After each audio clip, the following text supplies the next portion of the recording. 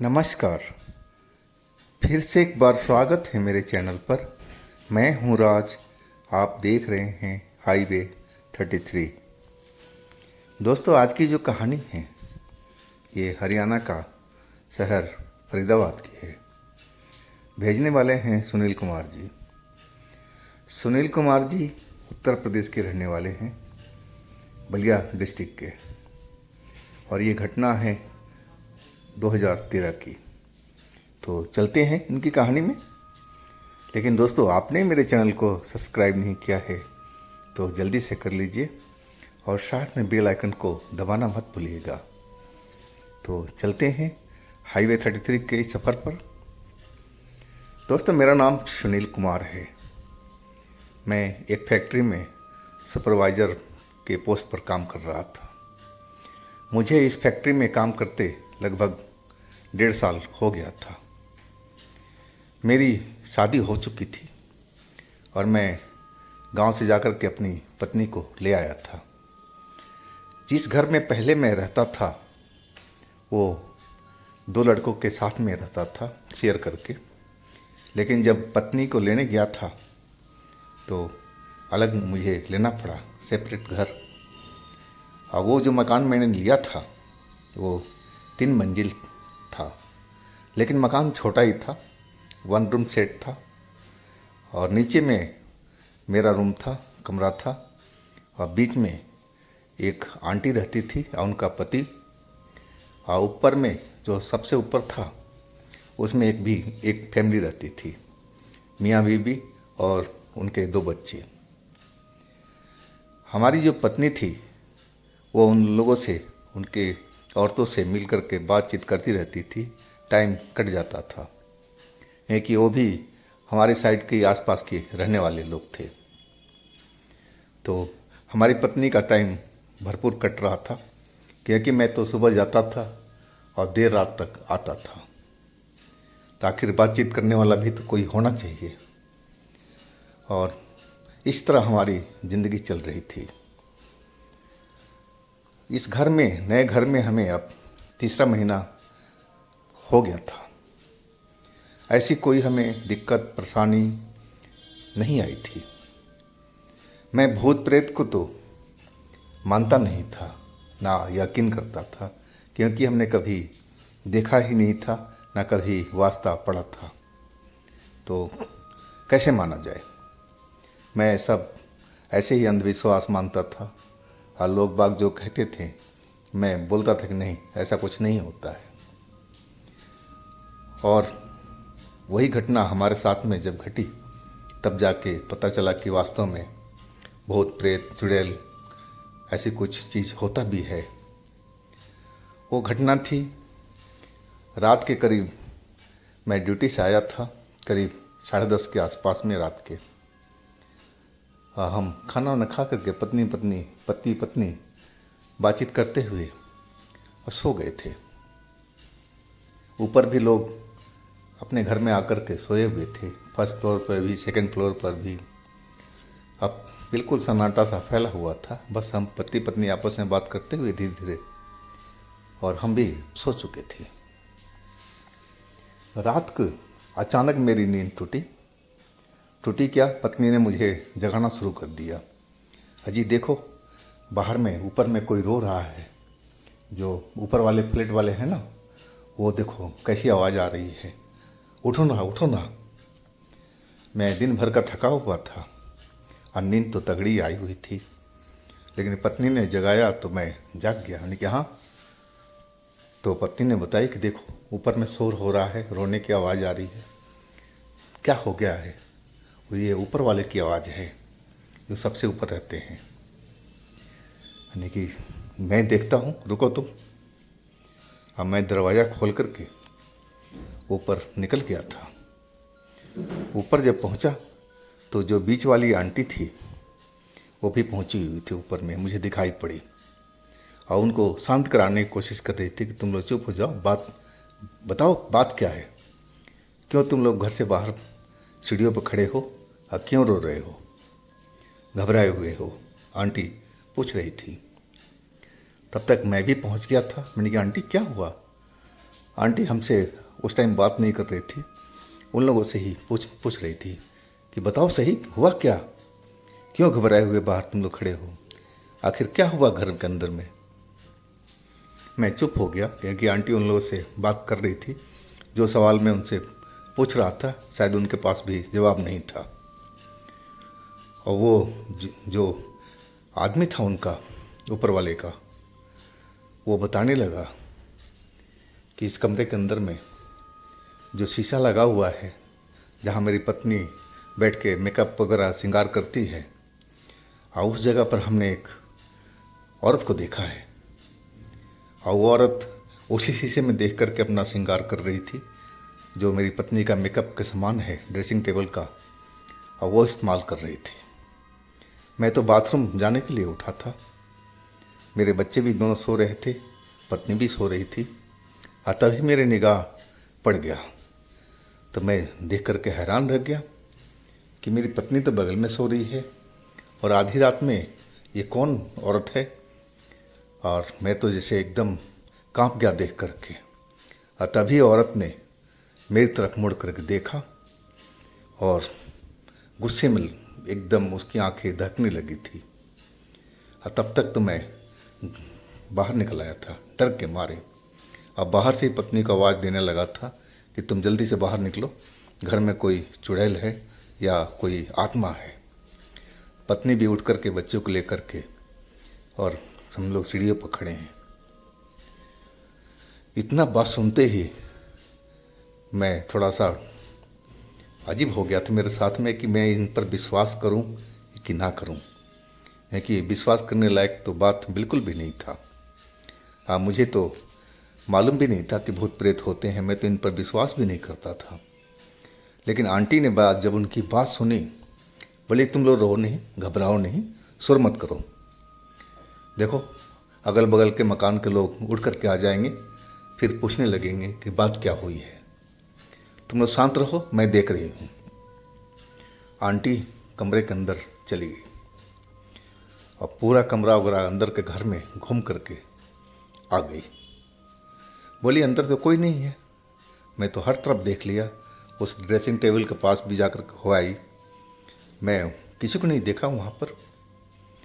भैया तुम्हें तो लग रहा है कि तुमने कोई डरावना सपना देखा है, और तुम्हें वो जो चुड़ैल है, भूत है, वो सपने में ही नज़र आई थी, और तुम उसको हकीकत मान लिए हो। आंटी बोलने लगी उनको, और मेरी तरफ आंटी देख के बोलने लगी, बताओ ऐसा होता है क्या कहीं। मैं कुछ नहीं बोला उस टाइम, क्योंकि मामला थोड़ा सीरियस था, वहाँ पर हंसी मजाक सही नहीं था, क्योंकि वो लोग परेशान थे, रो रहे थे, आखिर कुछ तो बात होगी। मैं एकदम चुपचाप उनकी बातें सुन रहा था। आंटी कह रही थी घबराओ मत, जाओ तुम लोग अंदर जाओ, सो कोई बात हो तो मुझे तुम लोग आवाज़ दे देना, मैं आ जाऊंगी। लेकिन वो लोग तो बिल्कुल डरे हुए थे, वो तो अंदर जाने को बिल्कुल तैयार नहीं थे और सीढ़ियों पर ही बैठे हुए थे। उनका जो पति था ऊपर वाले की, वो छत पर जो गेट बंद था वो खोल दिया और सभी लोग छत पर चले गए थे, और छत पर ही जा कर के अपना टाइम पास करने लगे थे। वो आंटी हमारी जो फर्स्ट फ्लोर वाली थी, मेरे से कहने लगी, अरे बेटा तुम्हें कितना दिन हुआ यहाँ पर। यानी कि आंटी 3-4 महीने के आसपास तो हो ही गया है। तुमने कोई भूत देखा यहाँ पर। नहीं कि नहीं आंटी, मैं तो इन चीज़ों पर विश्वास भी नहीं करता हूँ। मैं बोलने लगा था उनको, बोला हाँ भाई ऐसा ही होता है, ये भूत प्रेत नाम की कोई चीज़ नहीं होती। आंटी भी मेरी तरह थी, वो भी ऐसी ही बताने लगी थी। लेकिन उनको कौन समझाए, वो तो बेचारे सब डरे हुए थे और छत पर बैठ गए थे। मुझे तो सुबह में ड्यूटी जाना था, यानी कि मैं जागता रहूँगा तो मेरी तो दिन खराब हो जाएगी कल का। यानी कि आंटी उनको आप देखो, कुछ करो, उनको बुलाओ, मैं तो जा रहा हूँ सोने के लिए, मुझे नींद आ रही है। अब मैं सीढ़ियों से उतरता हुआ अपना ग्राउंड फ्लोर पर आ गया था। मैं पत्नी को बोला कि ऐसी ऐसी बात है।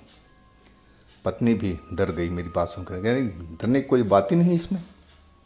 अरे वो सपने में देखा होगा, सपना कोई उसको भयानक आया होगा और सपने में ही सब कुछ उसको हुआ होगा, वो उसको हकीकत मान लिया है। मैं अपनी पत्नी को समझा रहा था, लेकिन पत्नी तो समझ गई थी, लेकिन फिर भी मुझे डरी हुई दिख रही थी।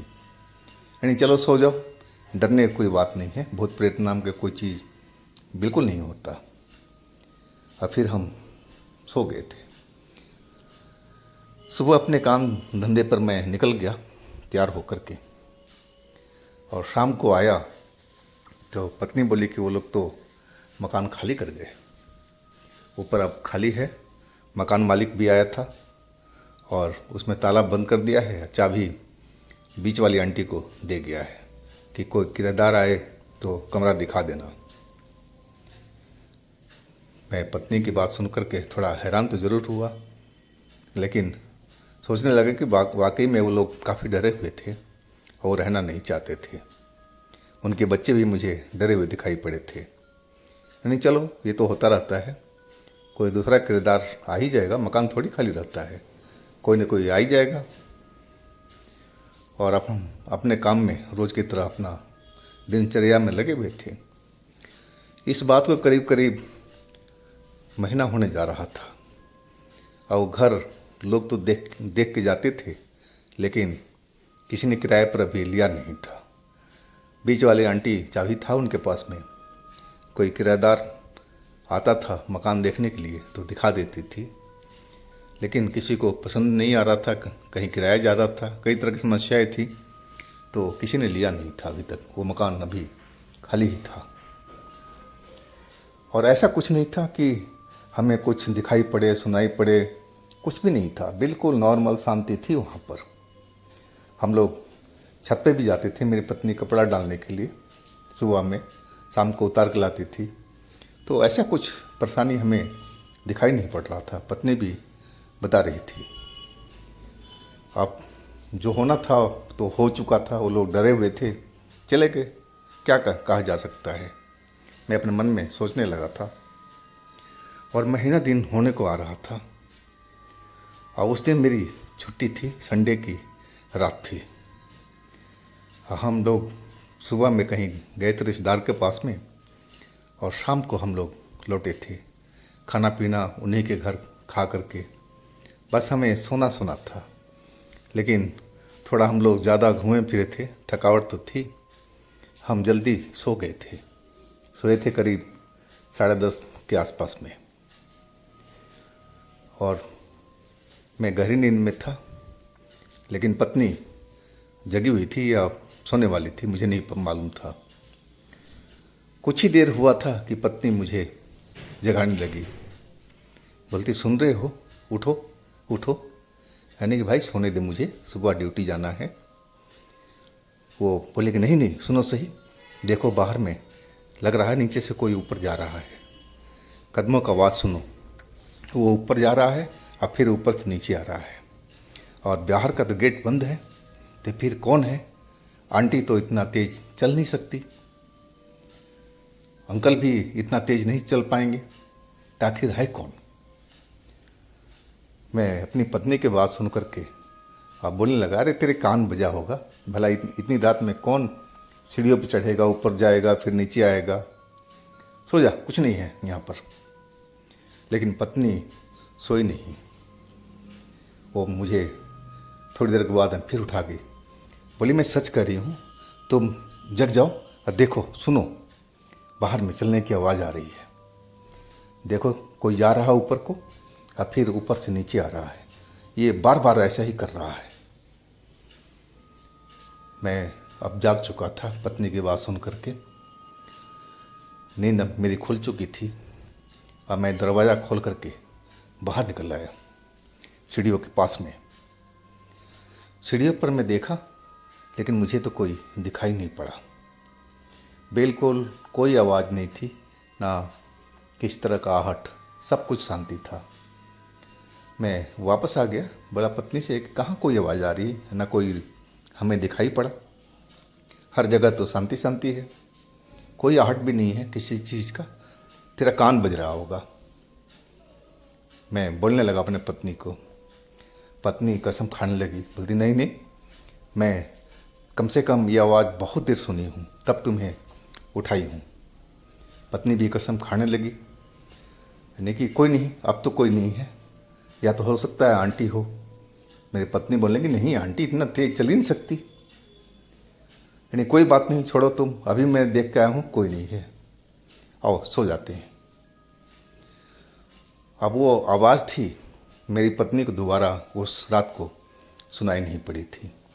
अब शांति हो चुका था और पत्नी भी अब सो गई थी, मैं भी सो गया था।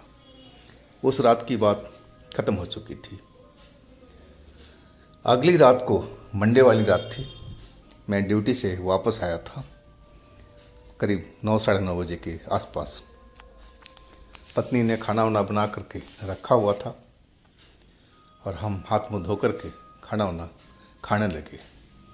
तभी आंटी नीचे आई, दरवाजे पर नॉक किया, बोला बेटा अंदर आ जाऊँ। हमने कहा हाँ आंटी आ जाओ। मैंने बोला, आंटी फर्स्ट फ्लोर वाली अब कमरे के अंदर आ गई थी। नहीं आंटी खाना खाओ। बोली नहीं बेटा, से एक बात पूछनी थी तुमसे। मैंने कहा हाँ आंटी पूछो। बेटा तुम रात में ऊपर जा रहे थे और नीचे आ रहे थे बार बार, क्यों? अब मैं आंटी की तरफ देखने लगा। लेकिन नहीं आंटी, मैं तो बिल्कुल नहीं गया ऊपर में, और ना ऊपर से मैं नीचे आया। जब ऊपर गया ही नहीं तो मैं आऊँगा कैसे? लेकिन ये बात तो मेरी पत्नी भी मेरे से बोल रही थी कि कहीं आंटी, मैं ही बोला था कहीं आंटी तो नहीं ऊपर से नीचे जा रही हो। अब आंटी भी हमारी बात सुन करके थोड़ा चौंक गई थी। बोली बेटा, मैं पूछना चाहती थी तेरी पत्नी से भी, लेकिन मैं कुछ सोच समझ के नहीं पूछी कि कहीं तेरी पत्नी डर ना जाए, इसलिए तुमसे पूछ रही थी। मुझे कई बार नीचे से ऊपर जाने की आवाज़ें आई और ऊपर से फिर नीचे। मैं समझे कि तुम ही ऊपर गए होगे, लेकिन अब तुम भी मना कर रहे हो। मैंने कहा हाँ आंटी, मैं तो बिल्कुल गया ही नहीं ऊपर। मैं बाहर निकल कर देखा था, महसूस किया था कि कोई चल रहा है कि नहीं चल रहा है, लेकिन ऐसी कोई आवाज़ बाहर थी ही नहीं जब मैं बाहर निकला था। मैं रात की बात सब आंटी को बताने लगा था। आंटी सोच में पड़ गई थी। करी बेटा, कुछ न कुछ तो चक्कर है, मुझे अब लगने लगा है। नहीं क्या आंटी? करी बेटा, आंटी बोलने लगी कि बेटा मुझे अब कुछ गड़बड़ लग रहा है, कि ऐसी आवाज़ मैंने कभी नहीं सुनी थी। मुझे बहुत दिन यहाँ पर रहते हुए हो गया है। बताओ, दरवाज़ा बंद है बाहर का, हम अंदर से बंद कर रखे हैं। छत का दरवाज़ा हमने अंदर से बंद कर रखा है, ना तो कोई छत से आ सकता है ना बाहर से आ सकता है। तुम भी अपने कमरे के अंदर में हो, मैं भी अपने घर में हूँ। ताकि सीढ़ियों पर कौन चढ़ रहा था और कौन उतर रहा था? अब आंटी की बात तो सोचने लायक थी। आंटी की बात में दम था कि आखिर कौन था। ये आवाज़ तो मेरी पत्नी भी सुनी थी। खैर, आंटी बोली कि बेटा तुम लोग आराम करो, चलो कोई बात नहीं, हम इसको पता लगाएंगे कि क्या हो रहा है इस घर में। अब आंटी की बात से मेरी पत्नी तो डर चुकी थी। आंटी के जाते ही बोलने लगी, देखा तुमने, मैं बोली थी ना कि कोई बाहर सीढ़ियों पर चढ़ रहा है, लेकिन तुम तो मेरी बात को विश्वास ही नहीं कर रहे हो। मैं भी चुप था कि क्या बोलूँ अब पत्नी को। यानी कि होता रहता है, कभी हवा में भी आवाज़ आती रहती है, मैं उसको बहलाने की कोशिश करने लगा था। लेकिन पत्नी तो मेरी अब डर चुकी थी। यानी देखो, डरने की कोई ज़रूरत नहीं है, सब बढ़िया होगा, कोई दिक्कत नहीं है इस घर में। देखो आंटी कितने सालों से रह रही है यहाँ पर, हम लोग तो 3-4 महीने से हैं, डरने की कोई बात नहीं है। और हम फिर सोने की कोशिश करने लगे थे। अब मुझे तो जल्दी नींद आ गई थी, लेकिन पत्नी कुछ सोच रही थी। जब मेरी आँख खुली तो बाहर से कोई दरवाज़ा पीट रहा था। पत्नी भी सो गई थी पता नहीं कब, मेरी ही नींद खुली थी। मैंने देखा कि मेरी पत्नी तो सो रही है और दरवाजे पर नॉक हो रहा था। मैं लेटे लेटे ही पूछा, कौन है बाहर में? तो बाहर से आवाज़ आई, बेटा मैं हूँ आंटी। मैंने कि हाँ आंटी बताओ क्या बात हो गई? बोला, बेटा तुम बाहर आओगे ज़रा एक बार? मैंने कि हाँ आंटी आ रहा हूँ, बस 2 मिनट दीजिए। और तब तक मेरी पत्नी उठ गई थी। बोली, क्या हुआ जी, क्या हुआ जी? मैंने कि आंटी बाहर में आई है, कुछ बात होगा, मैं ज़रा पता करता हूँ, तुम अंदर ही रहो। अब मैं बाहर निकल गया।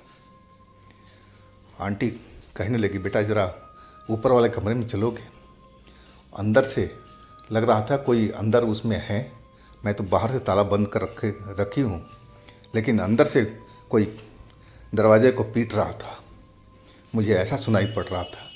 अब मैं जब वहाँ पर देखने के लिए गई चाबी लेकर के कि कौन है, तो लेकिन मुझे उस घर में कोई दिखाई नहीं पड़ा।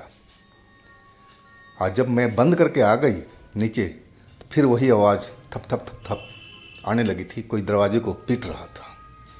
तो बेटा ज़रा चलो कि मेरे साथ में, तेरे अंकल तो इतना चल नहीं पाते हैं सीढ़ियों पर।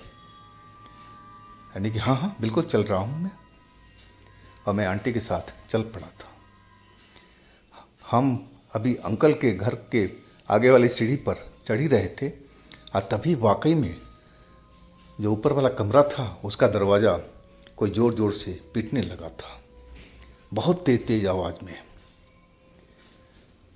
अब तो मेरे को हवा ख़राब हो चुकी थी कि आखिर चाबी तो आंटी के पास में है, और फिर अंदर कौन है? हम उस जगह पर मैं और आंटी पहुंच गए थे दरवाजे के पास में, और अभी भी जैसे अंदर कोई घूम रहा हो, चल रहा हो, और उसकी आवाज़ें चलने की सुनाई पड़ रही थी। और कुछ देर के बाद में कोई आकर दरवाजे को पीटने लगता था, ठक ठक ठक ठक ठक। मैं सही मायने में उस टाइम तो बहुत डर गया था। मुझे लगा कि ये मेरी जो पत्नी कह रही थी, आंटी कह रही थी, और वो लोग जो ये कमरा छोड़ के भाग गए हैं, कोई न कोई तो चक्कर है। और मैं बोलने लगा कि आंटी चलो यहाँ से, मामला ठीक मुझे नहीं लग रहा है। और मैं आंटी को खींच करके ले आया। आंटी अपने कमरे में गई, नहीं कि आंटी आप खोलना मत दरवाज़ा, अंदर ही रहो। अब मैं भी जल्दी से अपने कमरे में चला गया था। मैंने आज सही महसूस किया था कि भूत प्रेत होता है, जैसे ही अंदर कमरे में चलने की आवाज़ें, और जैसा वो आकर के दरवाजे पर पीट रहा था। हाँ, मैं अपने कमरे के अंदर आ गया था। पत्नी बैठी हुई थी बेड पर। बोली, क्या हुआ जी?